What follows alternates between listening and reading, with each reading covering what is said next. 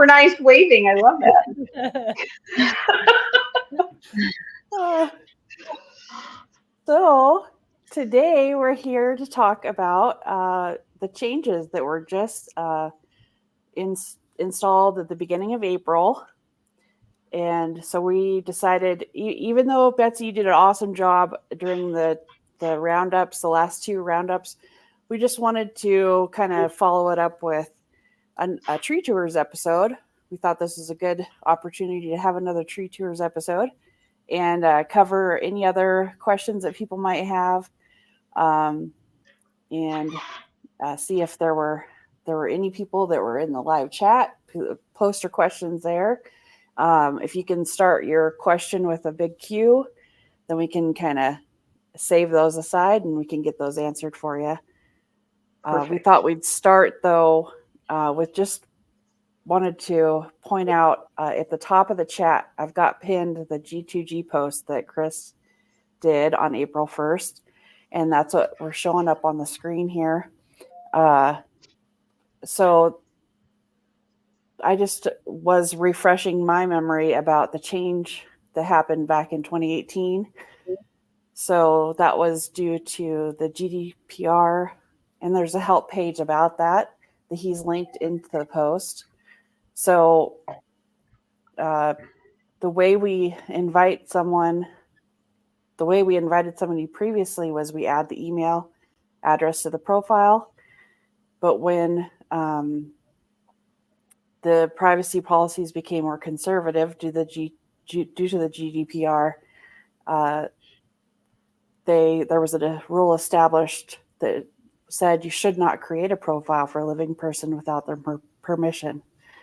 So you were supposed to talk to them, ask them if you could invite them. It was kind of a circular thing. And so that's what this new change is all about, is adding some aspects to the system, the invitation system, so that somebody can decline an invitation or they can decide to have that invitation deleted. There's different options they can choose. So we just want to kind of talk through that. So I've linked the G2G post to the chat. It's also in the video description. So we'll start with Betsy, if you want to start with the first question. Sure.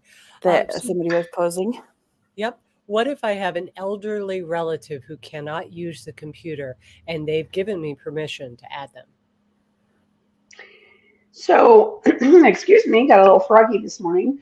If you have permission from somebody, if they're your legal dependent or someone like an elderly relative has given you explicit permission to manage their profile, you don't need to send an invitation.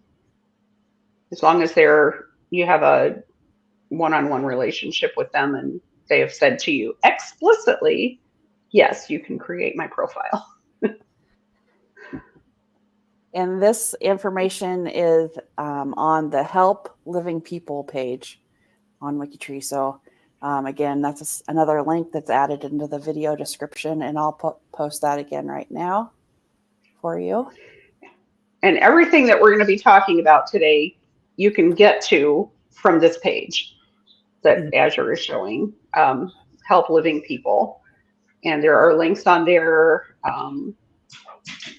that relate to pretty much any of the topics that we'll be talking about. There might be 1 or 2 other comments that come from a different help page, but I'm not sure. Yeah. I know a question that I get is if my Aunt Molly said that I could add her because she doesn't have internet, and she says yes, do I have to turn in a permission slip to WikiTree? No.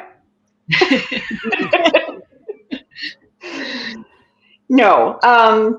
But, if you create a profile for somebody who is living and you don't have their permission and you say, and you create it under the guise of having the permission and they come back and complain, then we're going to run into problems.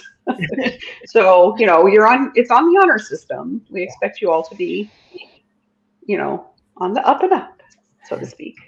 Yeah. So the next question.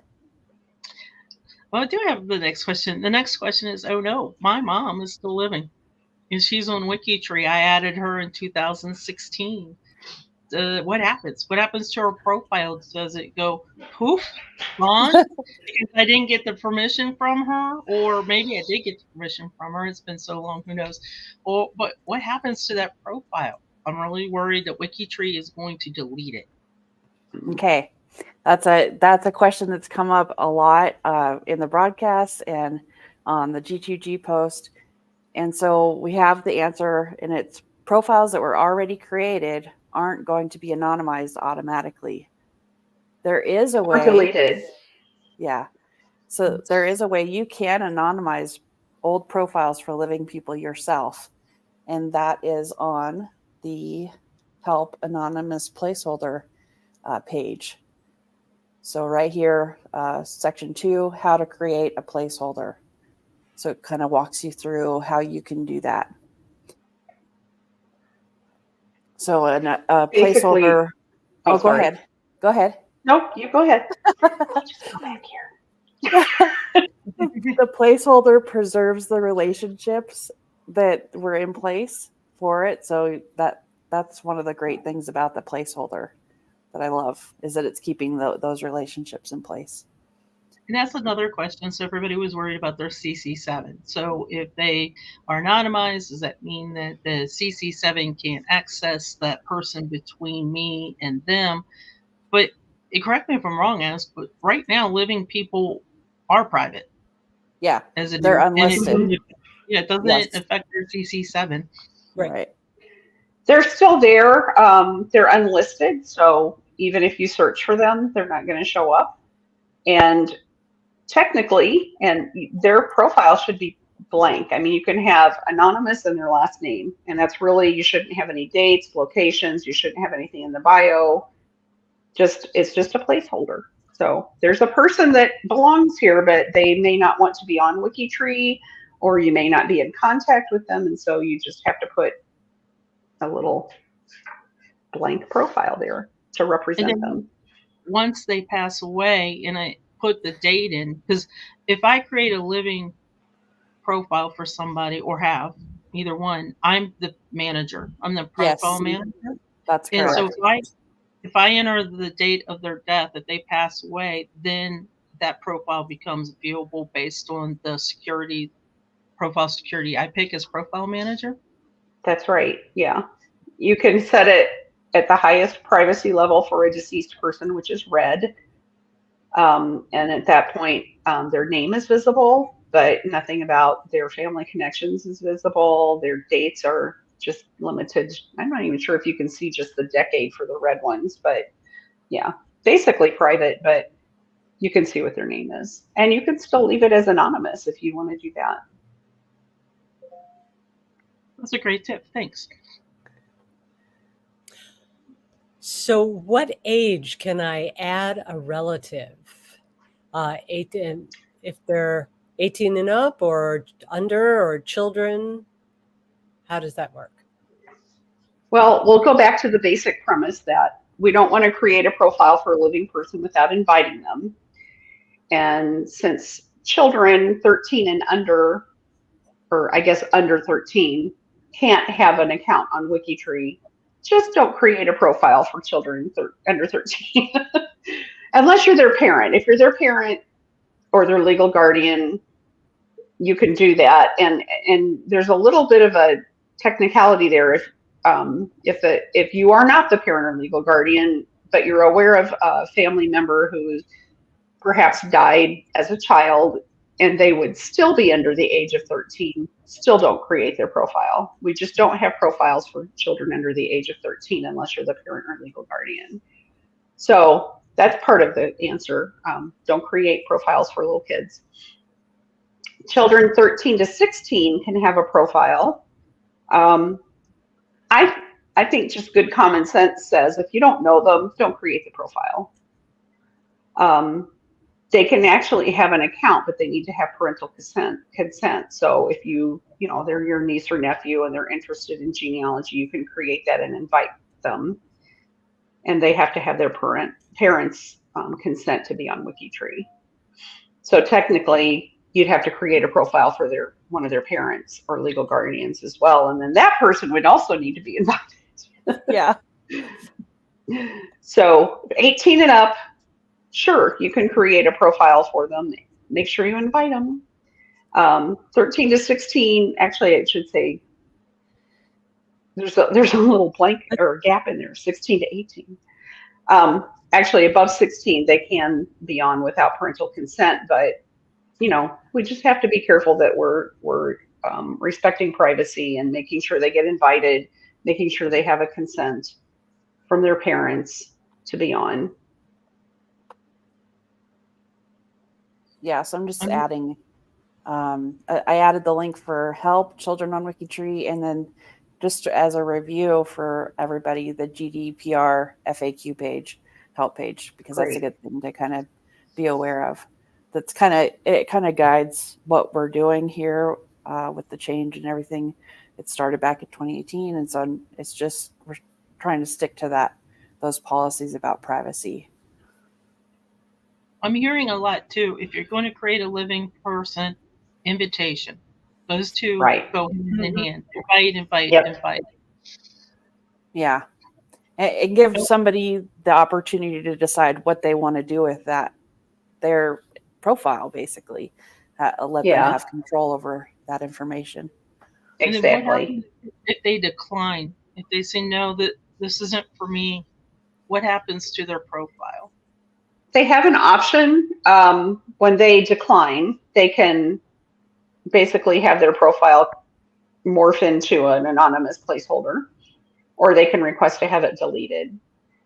Now, there's actually a benefit for them to keep the profile, because that will end up with a banner on it that indicates that they have declined an invitation and they don't want their information to be on WikiTree other than the anonymous placeholder. So deleting it, nobody knows what their wishes are. It just goes away. But declining it and saying, yeah, leave the profile here, but make it anonymous, says, I'm aware of it. I don't want to participate, that you can have this placeholder in here for me. Yeah, like Betsy mentioned during the last Saturday roundup, it's like the perfect scenario. If they don't want to be on WikiTree, the best scenario is really for them to just decline and have the anonymous placeholder, because then that prevents somebody else coming along and inviting them. Another family member, maybe on the other side of the family. So having that placeholder in place really does, it covers their bases, basically. So it's really the best option, I think. Well, then let me ask you a big question that's important to me. I love notables. I love adding notable profiles. If anybody's added a notable profile, it takes me about a week to really do a really good one, because I love the featured connections of the week with WikiTree. So that's always kind of my goal as well. So living notables, that's a thing on WikiTree.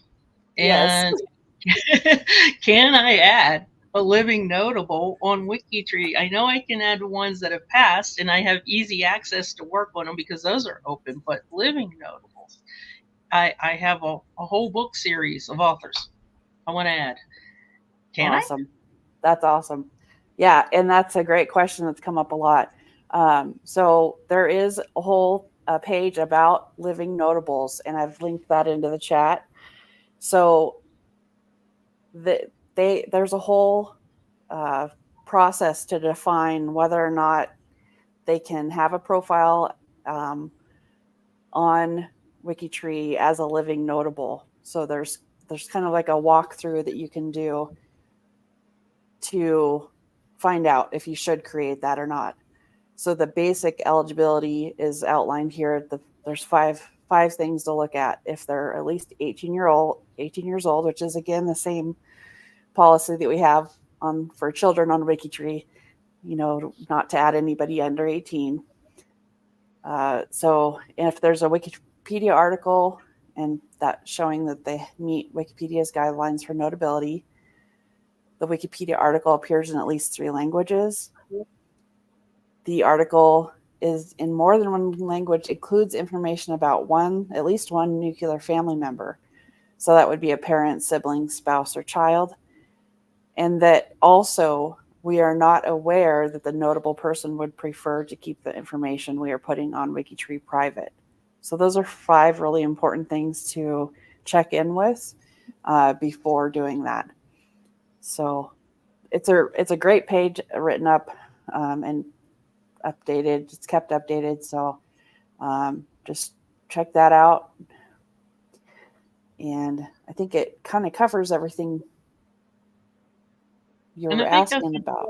Right. Because as I said, work on a notable profile takes a really long time, and I would hate for somebody to sit there and not look at this page and not look at the requirements, spend a week working on a profile just to have it anonymized. And if I assume if a living notable said, "Hey, I really kind of prefer to not be here," then that would be the profile would probably be deleted, I'm guessing, versus anonymized, but it would be up to them, right? Yeah. There's something to consider because WikiTree is a wiki. If you've put a lot of work into a profile and put a lot of information on there and we then anonymize it, there's still a change log. So all that information is still available through the change log. So there may be a time when if that has occurred and somebody comes back and says, I don't want this out here. You can put an anonymous placeholder for me, but I don't want this information about me out here, that we would actually have to delete the profile and create a brand new one.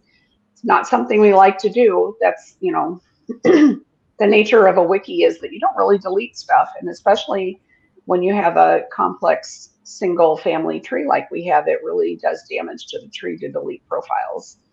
It creates links that don't go anywhere. So, yeah, check first. Yeah, I agree. That's a great line. Check first. And then Notables Project does have a great page, their project page. If you go to find and then projects, and then go to Notables on that page, you can learn more about the Notables Project and kind of their standards for what they like the page, a notable page profile to look like. And they have a process for transferring a living notable to the project management, or what needs to happen there. So that's also part of this that should be taken into consideration. So definitely check that out. Maybe join the Notables Project. If somebody has an interest.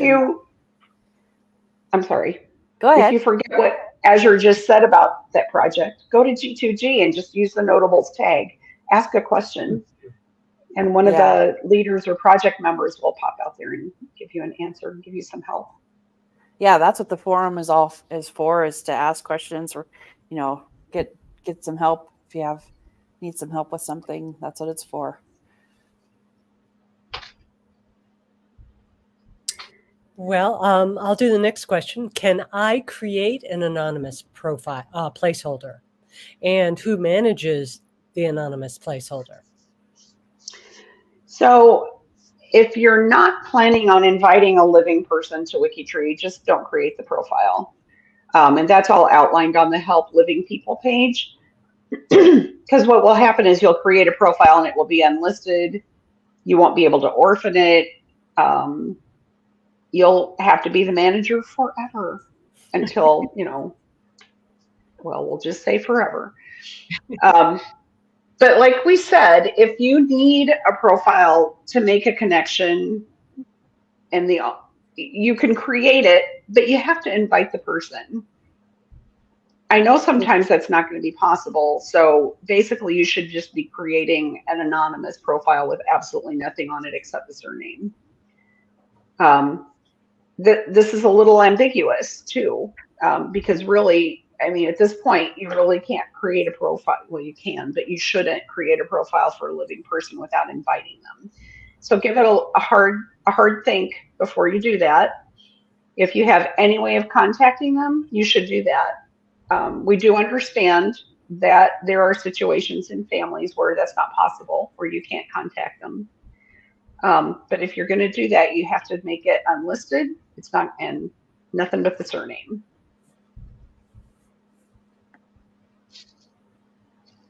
I think that was really important. I'm sitting here digesting what you said, and I think the very first thing you said was, if you've got a living person and you're not going to invite them, don't make a profile. It's probably the best way to go. Mm-hmm. It's hard because, you know, we all have families, and I'm sure all of us probably have difficult relationships within our families in one place or another. It happens. So it's hard to navigate that. So just, you know, use common sense and respect their privacy is all I'm going to say. If you have to have the connection there in order for your DNA to show up correctly, your DNA connections to show up correctly, or for your CC7 to be accurate, I think we understand, you know, that you're going to have to just create a blank profile for them to make that connection. But you just can't put any information on it. And seriously, invite the people. Give them the option to opt out if that's what they want to do. Yeah.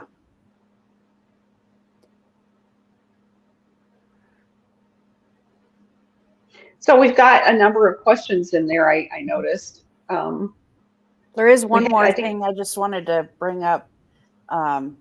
Sandy had brought this to me before, and I took a snapshot of a profile that I had invited and or created and invited before the change took place. Actually, 30 days even, or more than 30 days before the change took place. And so it's a little confusing because the let me upsize this so you guys can see it better.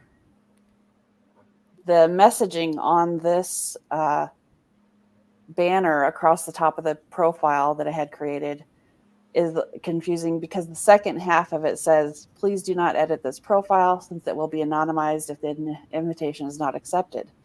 See help invitations. So the team is looking into this because it shouldn't say that at the bottom, because this profile was created prior to the change, and so it won't automatically be anonymized. So just wanted to kind of let everybody know that is something that's known. So just not to worry. They're looking into it. Okay, sorry, Julie, go ahead. Oh, no, I was, Sandy, you were saying something. I was curious. So with that, and I'm sorry to throw this in on you, I literally just thought of it when I saw that yellow box come up. So if I create a profile now and invite somebody and invite my cousin, and they have 30 days to accept before it says decline, what if they it went to spam and they never saw it and it's past 30 days? Will the profile automatically be anonymized after 30 days? I think that's the plan. After 30 days, their email address is removed and it becomes an anonymous placeholder.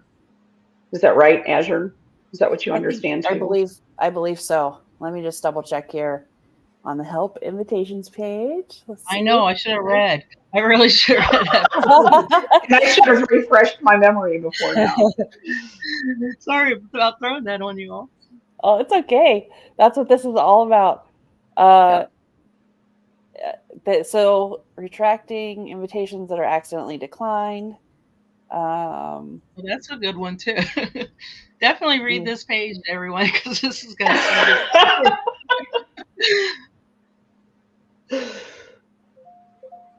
I think so. It says invitations that are not received, but it doesn't say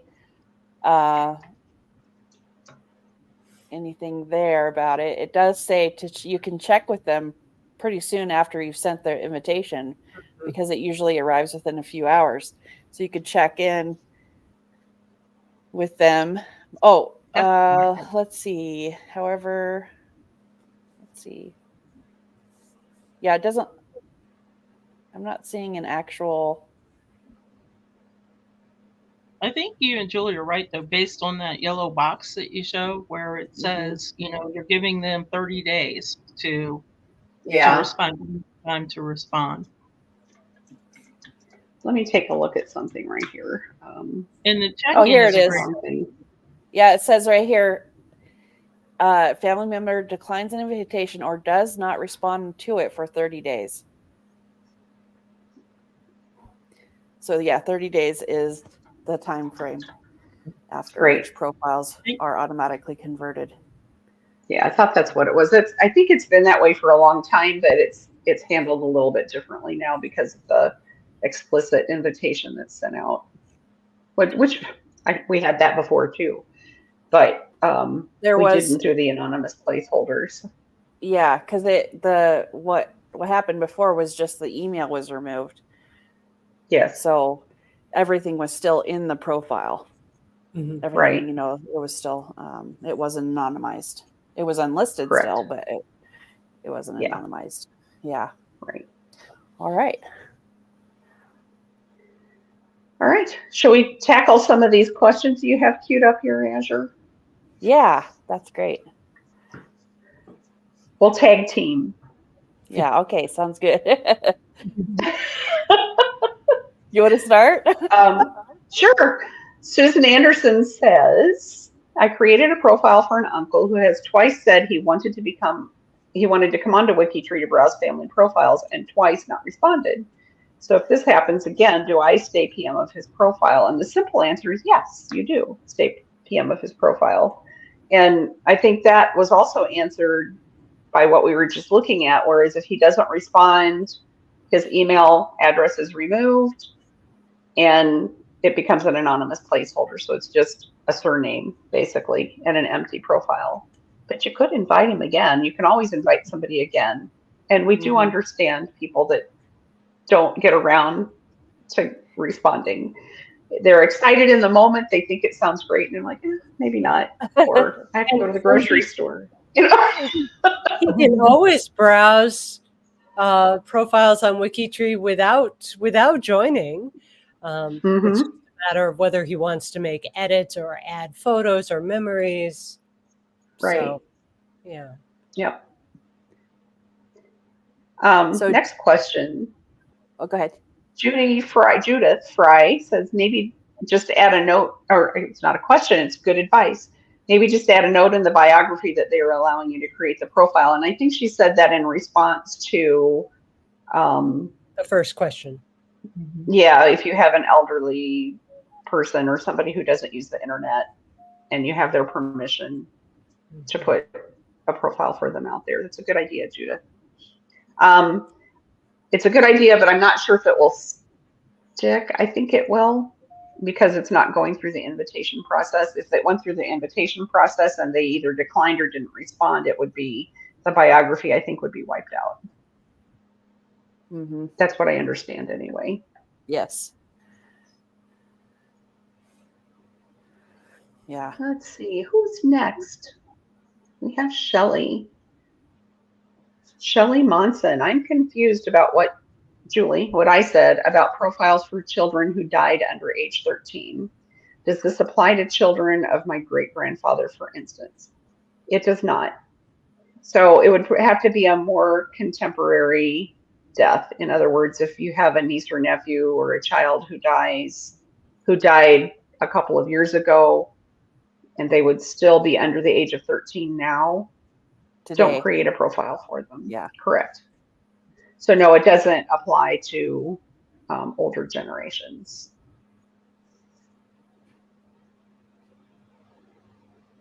And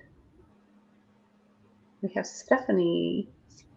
When is the best time to use the deletion profile process? Whilst a newt set up some living profiles and do not think they want to join, should I delete?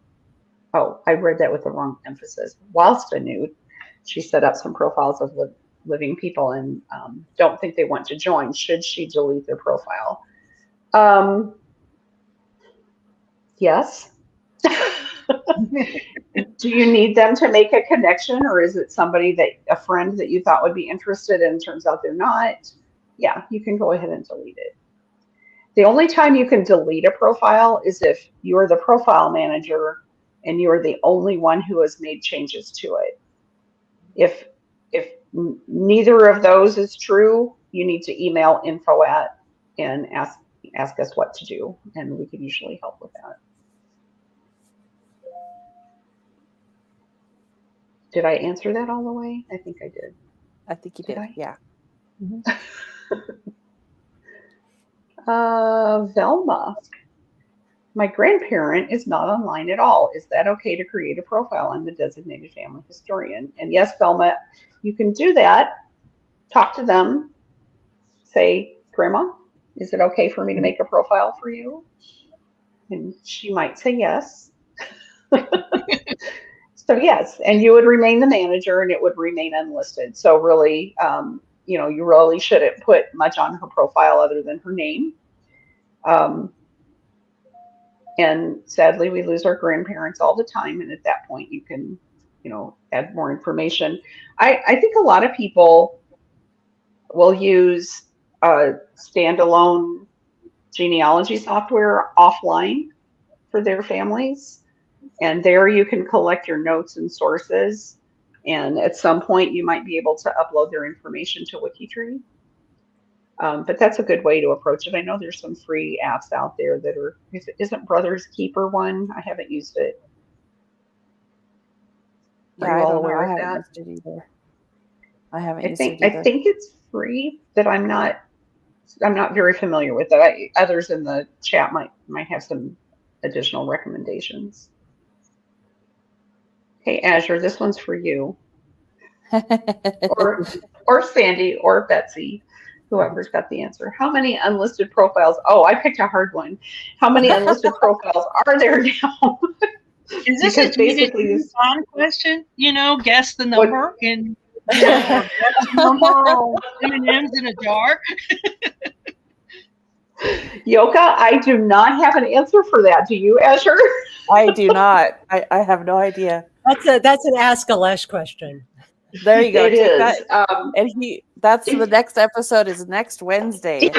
So. I'm just going to make a really hard, fast guesstimate here. There are a lot.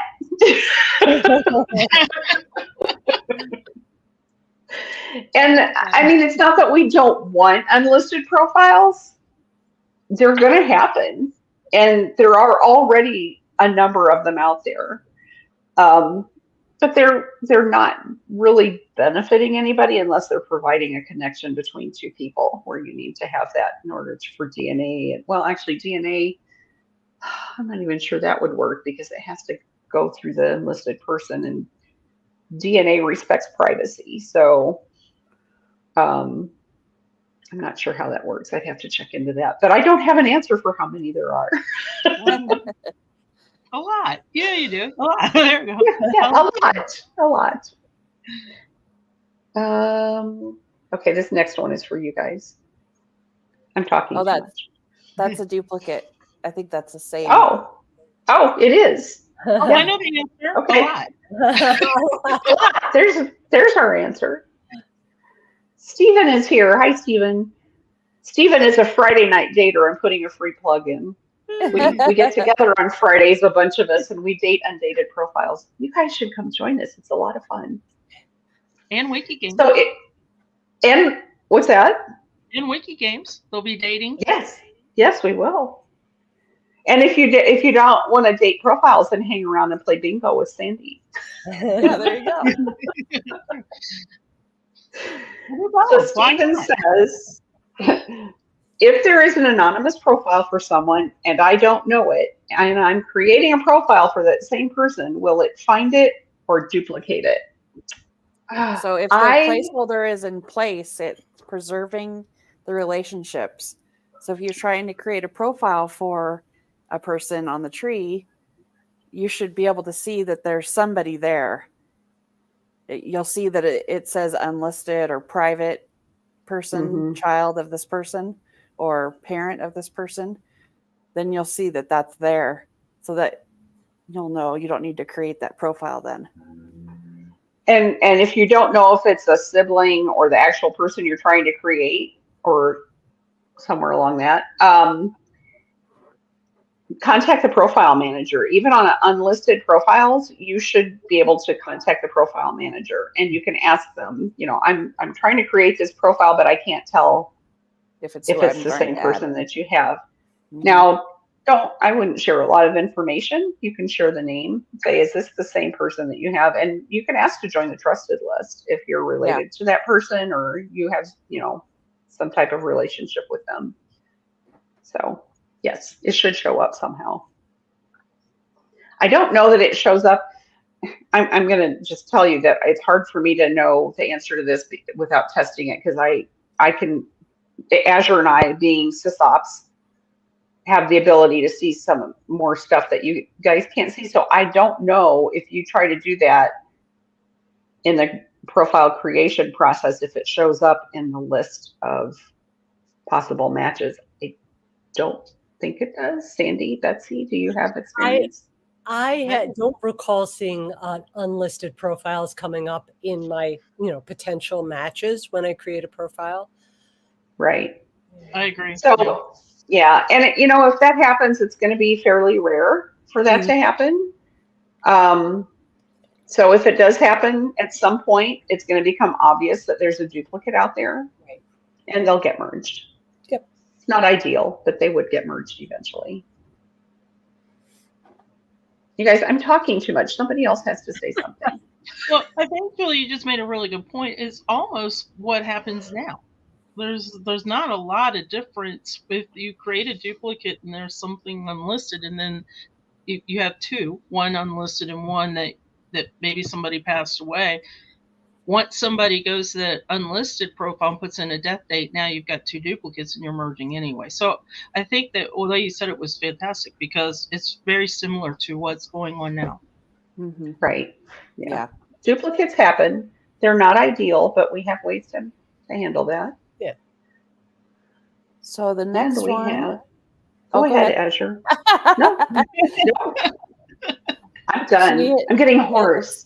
Maven 2, I've got a long question. I've confirmed that my grandparents and parents don't want profiles, and due to my state's record policies, it would be exceedingly obvious to figure out who they are. If I anonymously added them, could there be a way for me to link to the global tree, skipping these generations, like marking someone as my great-grandparent? There's no way to create a connection like that. There's just it's not gonna connect your profile to the tree. So you would have to get explicit permission from your relatives to just have the anonymous placeholder. I mean, I understand that records are out there. It's true for all of us, that it would be pretty easy to find out who our parents were or who our grandparents were, just because census listings are out there for most people.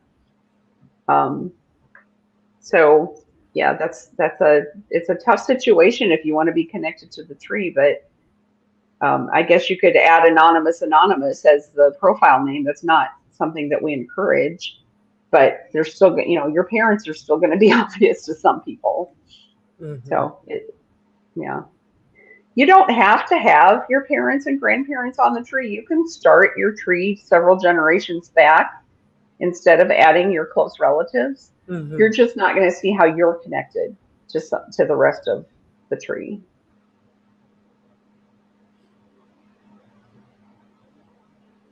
All right. And then David is just reminding us that if anybody has questions about creating living notables, to be sure to reach out to the notables team. They can help you with any questions you have. That's what they're there to help you with. And there are lots of ways to do that. You can use G2G and tag the project so that the leaders and the members will see your question.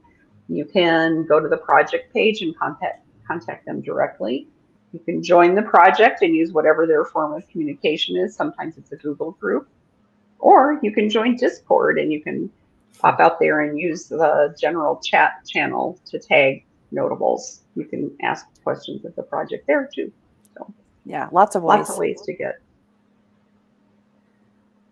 get information. It looks like we have answers about there's a program, Legacy Family Tree, that's free. Oh, good. Okay, thanks, Stephen. That's a free one. I know that I have heard of Brothers Keepers. I haven't used it, so I'm pretty sure it's free. So there are options. I use a Mac and I have a program called iFamily. Mm-hmm. It is not free, but it's not very expensive, and it's pretty robust. Oh, it looks like somebody's got my name out there. Cool. Oh my gosh, that's so cool. It's really I funny. love it.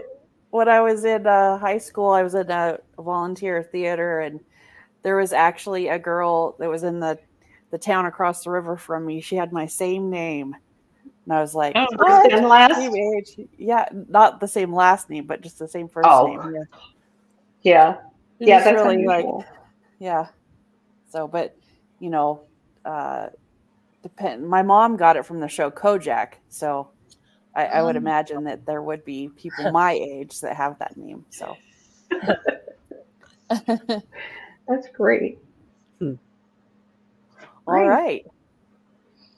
I think we answered all the questions that were in the chat. Did we get them all? I'm so glad. I think so. It was very helpful. I keep thinking I too. hope we were. Betsy made a comment on the roundup, and then Julie repeated it today. And I kind of mentioned again. So I think the takeaway really is: do not create a living person profile without invite, and give them a chance, because that decline button really helps WikiTree out. Mm-hmm. Right. Yeah. And my mantra for the past couple of weeks has been, please read the help page. Yeah. They're not long reads. They're what? They're not long reads. You can, No. It's very easy to kind of go into like the rabbit hole with them, though, because you read them and you see a link and you click through, and then you go over here, and then you click through and you go over there. But there's so much information out there, and we have a pretty good search engine for our help pages too. So if you don't even know, you're like, I know I've seen this somewhere, or I don't even know what I'm trying to look for. I don't know what page it would be on. Use the search feature to search the help pages and just put in what you know. If you get really stuck, G2G, ask for help. Yeah. Somebody will know. Somebody knows the answer and what is willing to help. Oh, we have, let's see. Here's Shelley. Apps? Yeah. Shelley brought up another Mac app, Reunion. And then Found by Chance said, are those Mac apps or programs? And I don't know if Reunion has both Mac and Windows. I don't know. No, I don't use it. I don't either. I've heard of it, but I haven't used it. So there's you can do a Google search for genealogy software if you want to keep a copy of your stuff on your computer, which is always good. I periodically go out and download a GEDCOM of my family lines on WikiTree just to have a backup in case something, gets erased or whatever. Yeah. Another point I just wanted to bring out is that, a lot of thought and care goes into creating the help pages. So that's another reason to give them a look. If you have a question about something or you're wondering about something, give them a look. And there are volunteer WikiTreeers that translate the pages into different languages. So, that's another thing, is that if your native language isn't English, that the Help Living People page, for instance, is in German, French, and NL. I think is that Netherlands? Or yes, yeah, yeah. So that a lot of work goes into that. That volunteers are doing that work for you, for all the WikiTree members. So kind of keep that in mind. And it's a lot of work to keep updating them when changes happen. So they deserve our respect. Yeah. WikiTree WikiTree does. It's not like one of those places you go and you read that the help hasn't been updated since 2002 or something like that. WikiTree, you guys are very, very good. I mean, it's instant updates when things come into play or policy. So that's fantastic. Right. Yeah. Yeah. I can't take credit for any of that, but we have Chris to thank for that. He's very good at keeping things current. Yeah. Well, this is great. Thank you guys for joining me for this tour. We had a lot of fun. Always have fun Yes, with you guys. and thank you for being here. Share the knowledge. You guys now know, and so you can go share it with the rest of our community. Yeah. Please. All right. Well, we'll see everybody around the tree. And remember, just if you have questions, reach out on G2G. Bye. Bye. Bye.